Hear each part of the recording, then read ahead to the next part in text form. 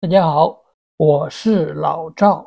大多数人都想实现财务自由，fire掉讨厌的老板，离开色狼上司的骚扰，不需要去做自己不喜欢的事情，不再为金钱而烦恼，可以自由选择自己想做的事，按照自己喜欢的方式生活。今天讲一个简单的公式，来计算最低财务自由所需数额。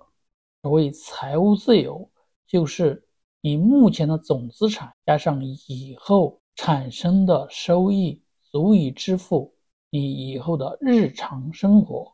温饱解决以后，你才会有身心自由。这里重点是自由。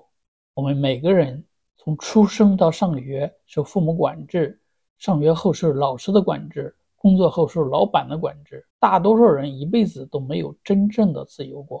究其原因，是因为经济不独立，没有钱独立养活自己，就无法有真正的自由可谈。经济基础决定上层建筑，没有钱拾其富是不行的。是不是挣钱越多就能够财务自由？不一定。如果你花费太多，也很难实现财务自由。好多名人为了维持奢侈的生活方式，每年挣得上亿美元，一旦不工作，他的剩余无法支持那种生活方式。哈雷芒格说，一个人能否富有，不在于他有多少财富，而在于他能否控制花费的欲望。能延迟满足的人，日子大都会过得越来越好。如果花费无度，再多的钱都不够花。所以花费是财务自由最重要的因素之一。把钱存在银行或者只买保守的债券，能否实现财务自由呢？很难，除非钱很多。由于银行存款利率通常低于通货膨胀率，存款每年都在贬值，多数债券的收益率能超过通货膨胀率，但是超过的也不多。如果资产不够多的话，而且活得又久，这个资产也不能满足花费。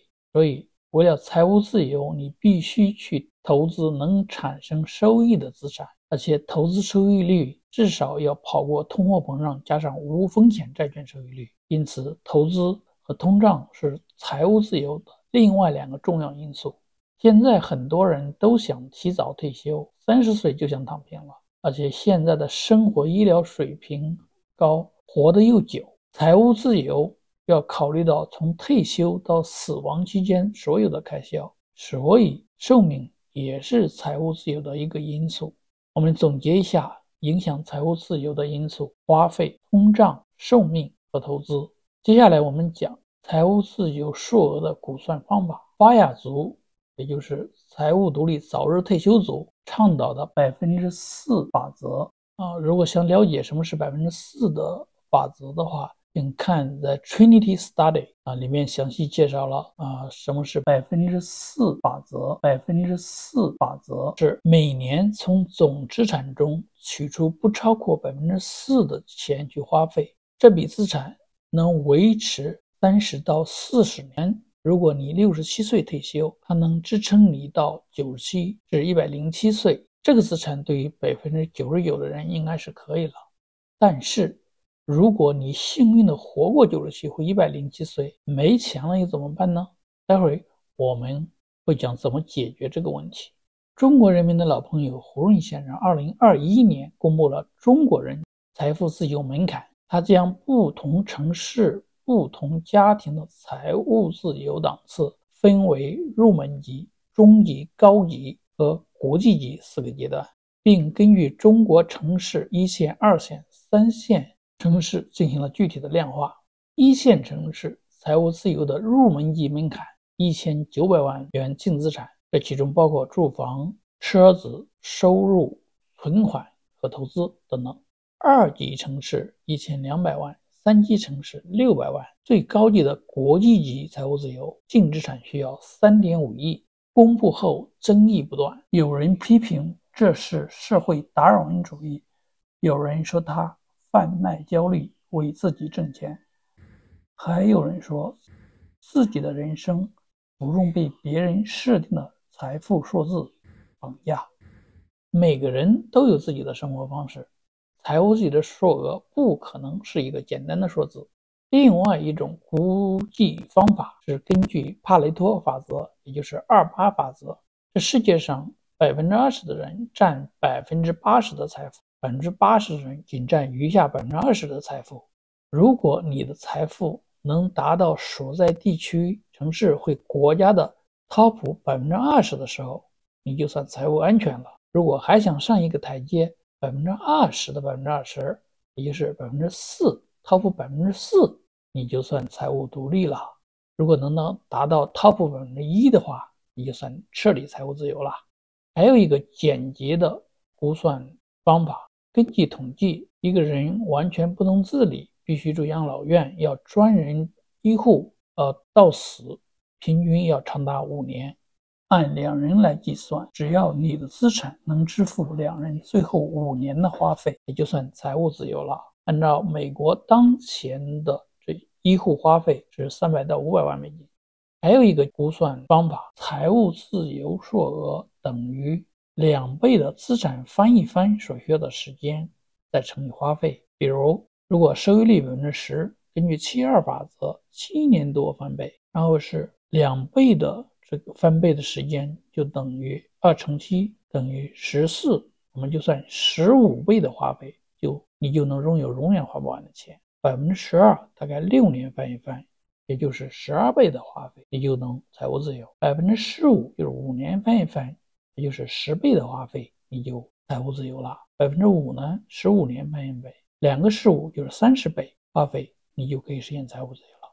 上述所有的财务自由估算方法都没有考虑到财务自由的所有要素。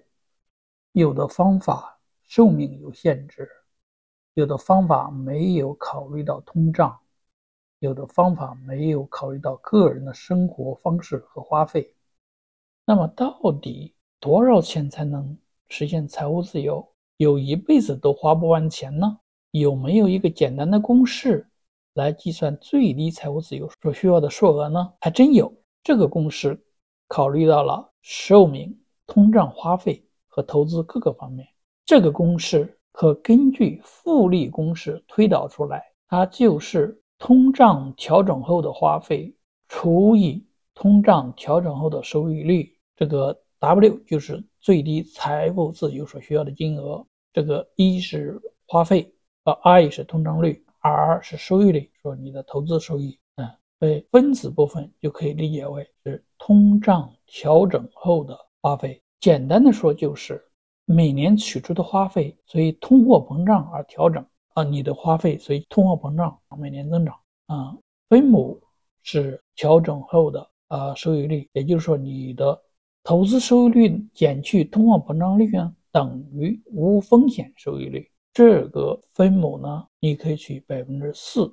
这个的意思就是说，相当于你投资一个无风险收益率的债券，但是唯一的好处是你的花费可以随通货膨胀增长而增长。然后要注意，花费是为税后的钱，如果有的地方需要交税，还要考虑税的问题。所以呢，我们就考虑到通胀，这个值可以让你的生活一辈子都花不完，不管你能活多久。这个公式是不是太完美了？举个例子，当前美国最贵的州的平均家庭年花费是88000美元，加上30%的税，年花费按12万美元，每月1万美元计算。美国长期通货膨胀率3%左右，我们按3%计算。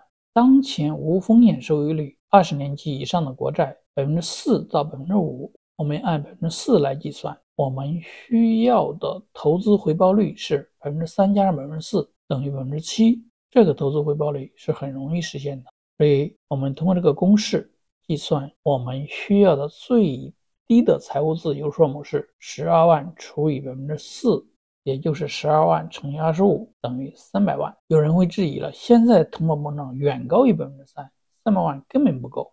不用担心，7%的收益这个值是非常保守的，留有很大的安全边际。标准普尔500的长期收益率是10%左右，去除通货膨胀后是6.7%。